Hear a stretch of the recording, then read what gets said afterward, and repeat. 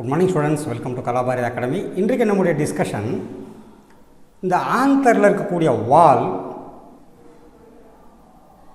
எவ்வாறு செய்யப்பட்டிருக்கிறது, how it is made up of, what is the function. இதில் epidermis function பற்றி ஏற்கனவே பார்த்துட்டோம். other things we will see now. Okay, anther is bilobe, so this is one lobe and this side is one lobe, so this is bilobe. Each lobe has got two theca.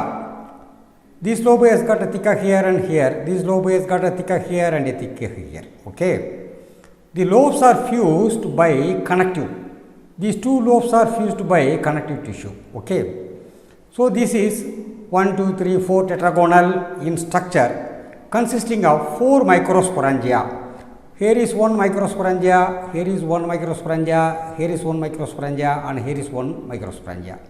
So each anther has got 4 microsporangia. Between two locules, this is a locule and this is a locule, are theca. In between the two there are cells called stomium cells.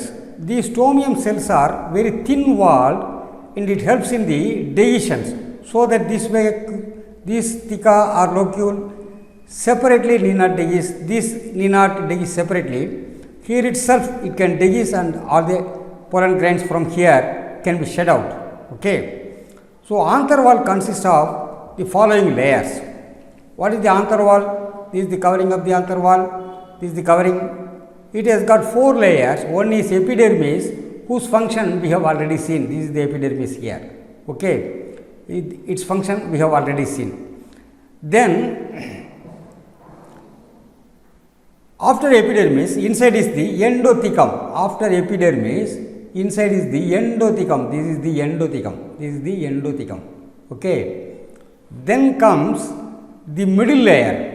Then comes the middle layer inside. 1 2 2 rows are here, so this is called middle layer.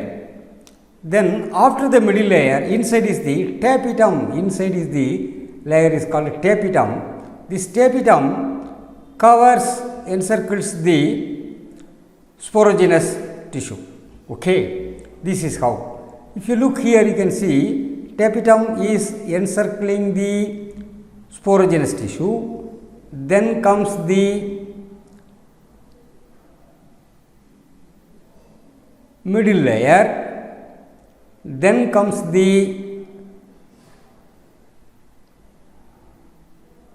endothecum. Then finally the epidermis. These are all the 4 layers. Okay, this endothecum is generally a single layer. This epidermis, inside the epidermis is the endothecum. This endothecum is generally single layer. This radially elongated cells below the epidermis, it is below the epidermis and it is radially elongated, Okay, the inner tangential wall develops bands of, this inner tangential wall develops bands of alpha cellulose and so slightly lignified.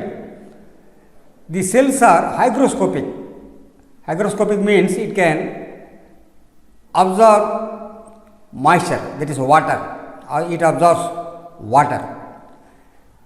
This type of lignification with alpha cellulose and lignification is not present in aquatic plants or saprophytes or clistogamous flowers, and where in the flowers extreme parasites are present, this lignification and alpha cellulose structure is not there, that is absent. Okay, what is this clistogamous flowers?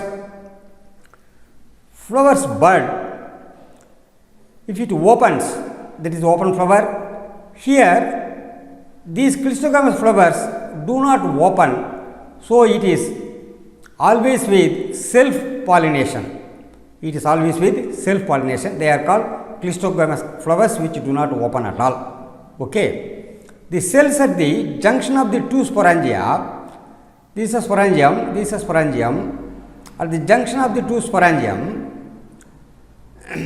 of anther lobe lack these thickenings, lignified thickenings with the alpha cellulose, it lacks here, and here also is the stomium cells with thin wall. Okay, so endothecum together with the stomium helps in the digestions of the pollen grains. Okay, these pollen grain, these are the stomium cells. So this breaks and gives out.